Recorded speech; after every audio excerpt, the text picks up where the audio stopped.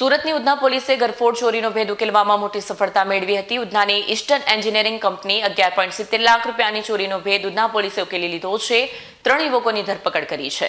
મળતી માહિતી મુજબ આરોપીઓએ કંપનીમાંથી કોપર વાયર ચોરી કરવાની હતી, પરંતુ આરોપીઓને 11 લાખ રૂપિયાની રોકડ તથા તેઓ ભાન ભૂલી ગયા અને રોકડ ચોરી કરી ફરાર થઈ ગયા. આરોપીઓ શુભમ, દીપક અને આનંદ ચોરી કરી લીધા મુંબઈ પહોંચ્યા હતા. મુંબઈમાં તેમણે ચોરીના પૈસા બાર અને ડાન્સર્સ પાછળ ઉડાવ્યા.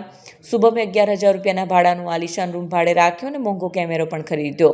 પોલીસે તપાસ દરમિયાન સીસીટીવીમાંથી કંપનીની ગ્રીલ કાપી ઘૂસતા આરોપીઓની ઓળખ કરી.